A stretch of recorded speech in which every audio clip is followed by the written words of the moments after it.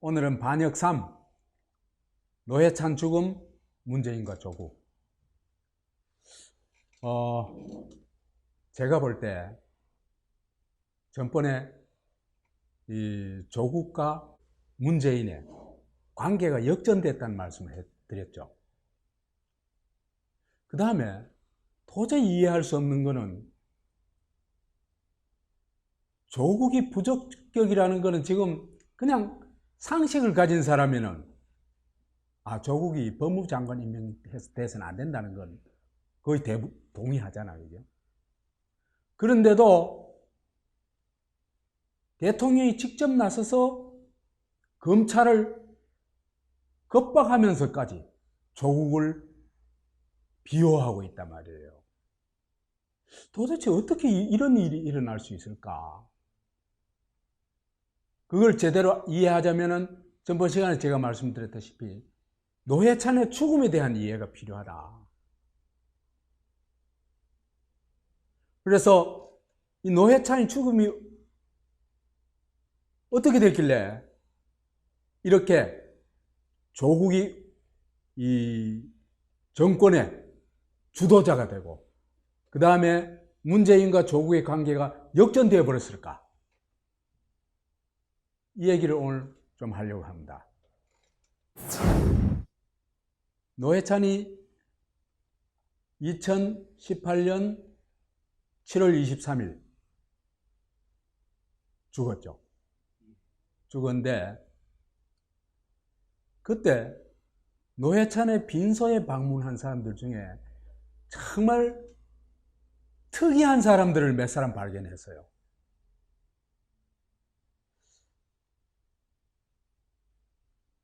첫째로는 김경수가 와가지고 와봐야 될 것 같아서 왔다. 근데 그 얘기가 아직도 미스테리예요. 그 다음에 김경수와 김지선이 그 빈소에 방문했는데요. 한국에서는 일어날 수 없는 일이 일어나요. 두 사람이 굉장히 깊은 포옹을 합니다. 저게 뭘까? 왜 저런 말이 나오고 저런 행동이 나올까? 내가 그때 참 뜨아했거든요. 그런데 김경수보다 더 참 아주 특별한 행동을 보인 게 조국과 김지선입니다. 그 조국이 아주 혼자 엎드려 가지고 뭐 통곡을 하는 모습을 딱 보였죠. 이건요, 뭐 언론에서 뭐 굉장히 집중 조명을 받았습니다. 근데요, 보통 이런 식으로 가지 않습니다. 웬만큼 친해도요, 아주 절친이 죽어도 이렇게 잘 안 그래요. 부모가 죽어도 이런 모습 잘 안 보여요. 그래서 나는 이건 참 특이하다. 왜 저럴까, 조국이. 근데 더 놀라운 건 조국과 김지선이 이 만인환시리에 그 조문객이 다 쳐다보고 있는 빈소에서 포옹을 하는데 이런 포옹을 합니다. 깍지를 끼고 조국이를 안고 가슴에 머리를 묻습니다.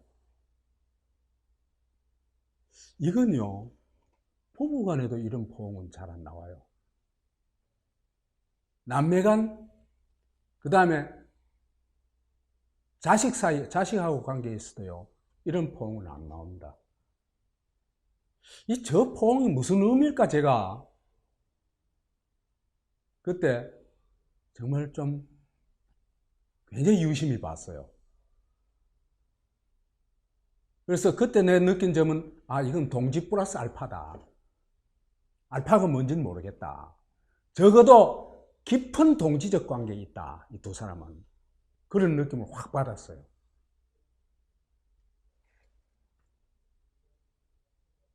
그래서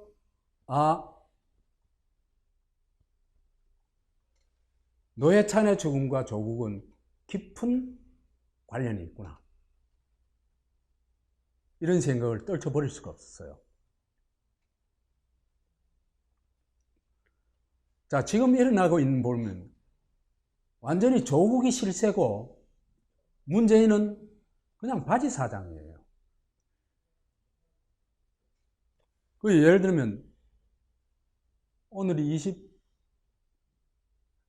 28일이니까 27일 날 보도니까 문 대통령이 윤석열 검찰에 경고장을 보냈다. 다 아시죠, 그죠? 지금의 조국 수사 사태와 관련해 가지고 검찰에 대해서 굉장한 문제 제기를 하고 비판을 했습니다. 대통령이 직접 나서 가지고 아니 조국이 뭐 간대? 이렇게 대통령이 직접 나서 가지고 마치 유시민이 조국 옹호하듯이 이렇게 옹호할까?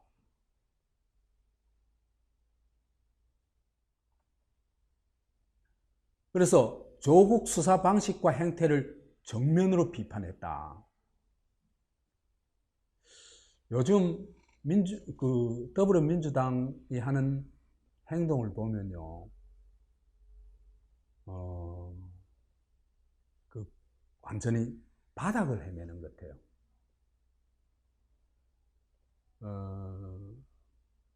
너무 천박해요. 실사구실을 안 하는 정도가 아니고 문제를 어거지로 만들어 가지고 윤석열과 이 검찰들이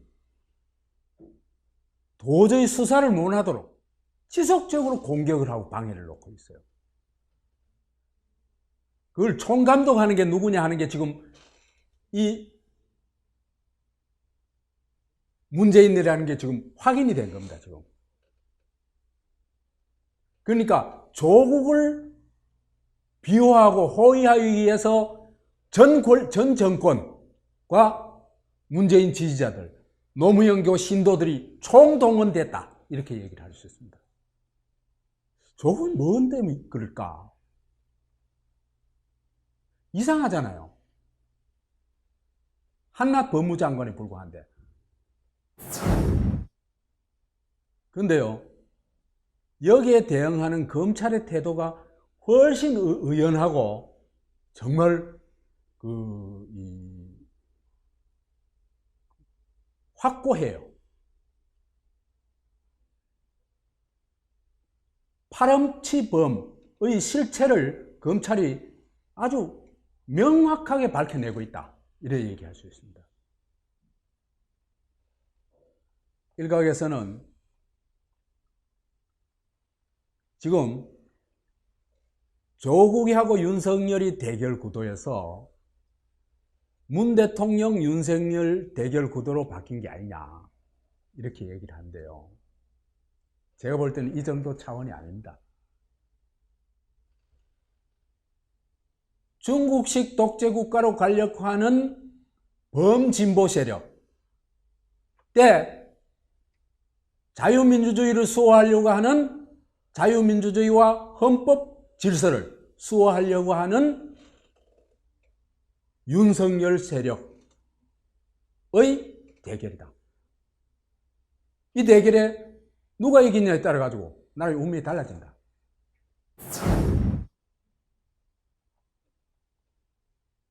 자, 보세요. 왜 정권과 노무현 추종 세력과 범진보 세력이 조국 하나를 비호하기 위해서 저렇게 총동원되고 무차별적으로 검찰을 공격할까? 어쩌다가 조국이 저들의 중심인물이 되었을까? 이걸 알자면은 노회찬의 죽음을 들여다봐야 됩니다. 그래서 제가 이미 여러 번 얘기를 했습니다만 노회찬은 권력에 의해서 살해되었습니다.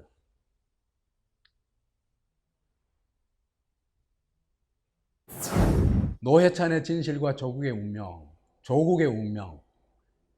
문제야 문재인 해결사 조국. 문재인 정권이 노회찬을 살해했습니다.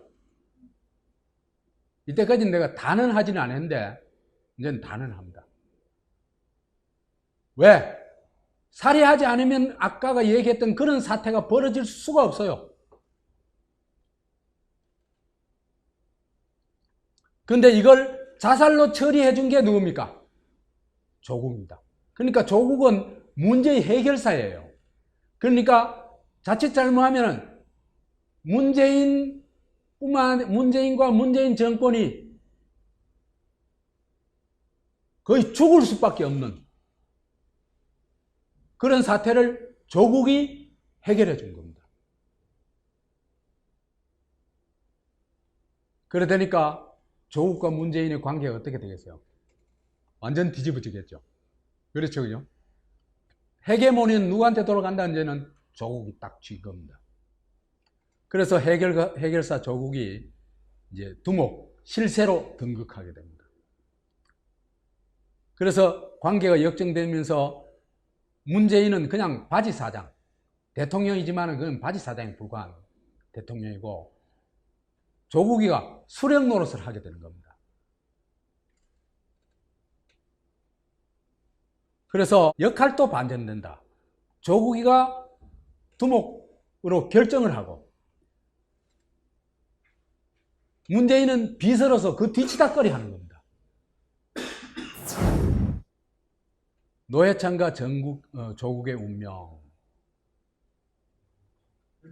노회찬의 진실이 밝혀지면 봉화의 원자폭탄이 한 10방 떨어지는 겁니다.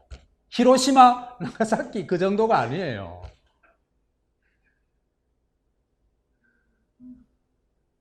부엉이 바위까지 다 날아가는 겁니다.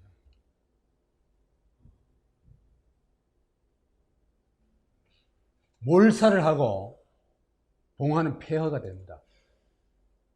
노무현교는 흔적도 없이 사라져 버립니다. 증오의 대상이 되어버립니다.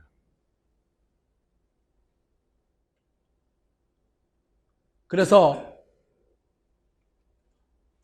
노회찬 죽음의 진실을 끝까지 은폐해야 됩니다. 은폐해야 되는 게 제일 시급한 게 뭡니까? 지금 정권이 아니고 다음 정권을 만들어내지 않으면 언제 어떻게 터질지 모르는 거예요. 언제 어떻게 원폭이 터질지 모르는 거예요. 그래서 해결사 조국이 정권을 잡아야 되는 겁니다.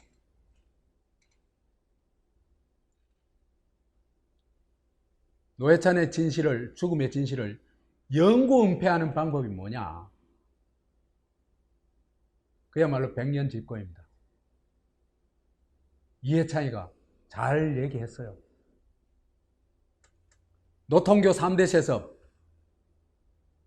그래서 우선 조국이 대통령 되고 장기적으로는 수십 년 장기 독재를, 장기 집권을 해야 되는 겁니다. 그 다음에요. 언론 통제는 많이 시도해봤지만은 쉽지를 않아죠. 왜 쉽지를 않았냐면요. 한국인들이 촛불로 정권을 무너뜨리고 자본 권력까지 무릎 꿇렸던 사람들 아닙니까? 그죠? 그 사람들한테 재갈을 물리는 게요. 쉽지를 않아요. 가짜뉴스라고 아무리 지랄을 해봐야 가짜뉴스 그래 그 캐라마리 하고 계속 하는 거예요. 그러니까 언론 통제는 중국식 언론 통제 글로 가자면은 뭐부터 해야 되냐? 사법권을 완전 통제해야 됩니다. 그러니까 사법권 수사, 기소, 재판 하는 그 과정을 그죠?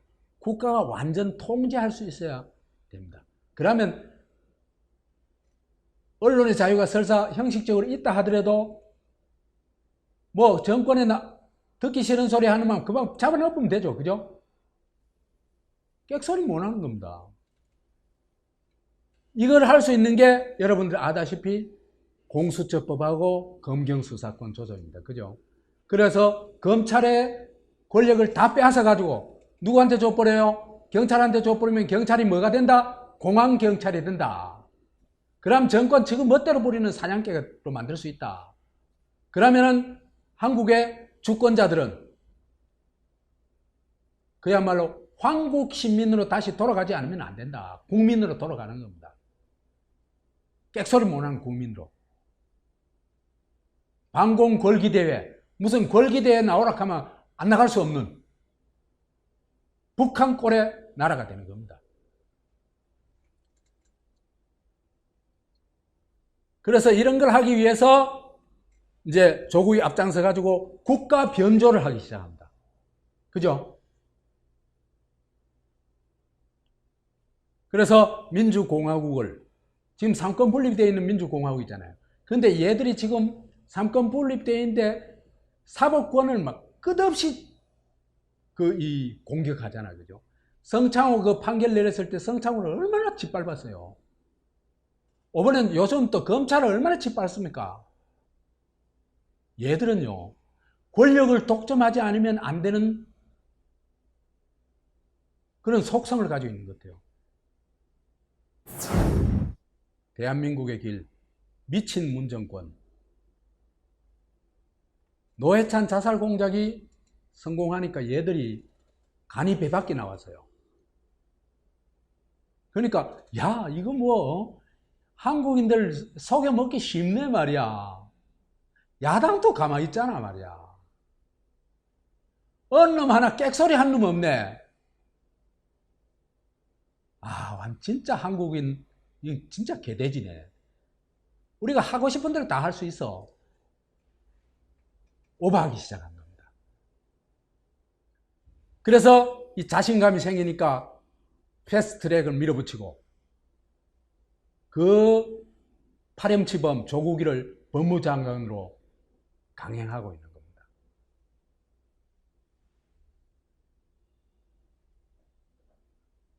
그러면서 이제 지금 아주 막 미친 듯이 사법부와 검찰을 공격하고 있어요. 적폐. 저거하고 다르면은요, 저거한테 비판적이거나 저거한테 찬성하지 않으면 뭐로 보냐 하면은 하나는 뭐예요? 가짜 뉴스로 보는 겁니다. 하나는 적폐로 몰아붙이는 겁니다. 그래가지고 저가 절대 선이고 절대 자예요.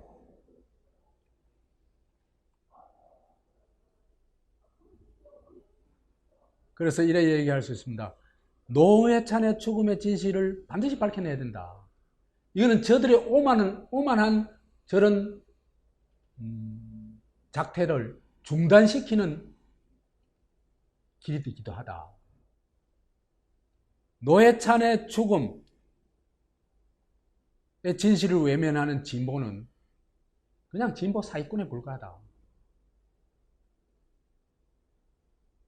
근데요, 한국의 진보라는 사람의 내가 요즘 뼈저리게 느끼는 겁니다. 90% 이상이 가짜 진보 사기꾼들이에요. 그리고 독재의 경향이 너무나 강력해요, 진보는. 근데요, 나중에 한번 얘기를 하겠습니다만 우익 독재보다는 좌익 독재가 훨씬 악독하고 위험합니다. 우익 독재는 아무것도 아니에요, 좌익 독재에 비하면.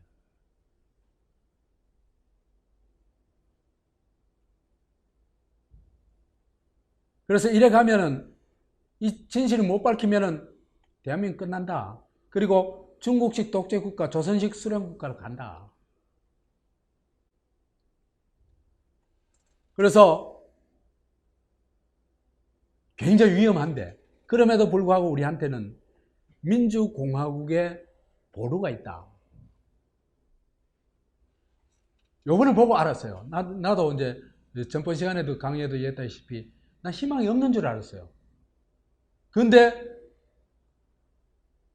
희망이 다시 나왔어요. 이때까지 우리가 비판해왔던 사법부와 검찰이, 그죠? 그래도 쓸모있는 구석이 좀 있어요. 거기에 누가 앉냐에 따라가지고 사법부나 검찰이 협잡질이나 권력의 시녀가 아니고 헌법의 수호자, 주권자의 대리인이 될 수 있어요. 그걸 보여주는 사람이 윤석열과 현재의 검찰입니다. 윤석열이 아니면 이런 사태는 절대 일어나질 않아요. 또 뭐예요? 조국 사기에 다 넘어갔을 거예요. 수사도 안 하고 얼렁뚱땅 해가지고 오히려 이 제기한 사람 불러다가 말이죠, 수사를 하고 이러면 위축돼가지고 뭐 덤비지도 못하는 거예요. 근데 윤석열과 검찰이 헌법 수호 수사를 지금 하고 있습니다. 나는 그 윤석열이 이 얘기가 헛소리가 아니라고 봐요. 사법부도 제가 볼 때는 사법부도 지금 보면요, 윤석열 검찰이 지금까지 압수수색 영장을 정말 많이 발급받았잖아요, 그죠? 그걸요 100%는 아니지만 거의 다 법원이 잖아요. 그렇잖아요, 그죠? 그건 무슨 얘기냐 하면은 검찰뿐만 아니라 법원도 지금 사태를 대단히 엄중한 사태로 보고 있다는 겁니다. 그래가지고 조국에 대한 제대로 된 수사가 반드시 필요하다. 그래야 중국식 독재 국가로, 그 다음에 권력이 사법권을 마음대로 통제할 수 있는 그런 길을 막을 수가 있다, 이래 보는 겁니다. 사법기관들이 지금 현재는 헌법 수호에 상당히 적극적으로 나서고 있다. 제 눈에는 그걸 보여요. 그 다음에 주권자의 민주수호 태정이 어떻게 될지는 이건 잘 모르겠어요, 사실. 지금까지는 미미해요. 미미한데 어떤 시점에 가서 어떻게 폭발할지는 모르겠어요. 그렇지만 여하튼 대한민국 자유민주주의 대한민국을 지키는 최후의 보루는 주권자다. 그래 얘기를 할 수 있습니다. 주권자가 못 지키면 그건 끝이에요. 나는 자유민주주의자가 아니에요. 그렇지만 나라가 나라답기 위한 최소 조건이 자유민주주의예요. 중국식 사회주의적 독재는요 절대로 안 됩니다. 그거는 절대로 그걸로 가면 안 돼요. 그래서 이 싸움이 어떻게 될 거냐 모르긴 하지만은 윤석열과 주권자가 이길 것 같아요.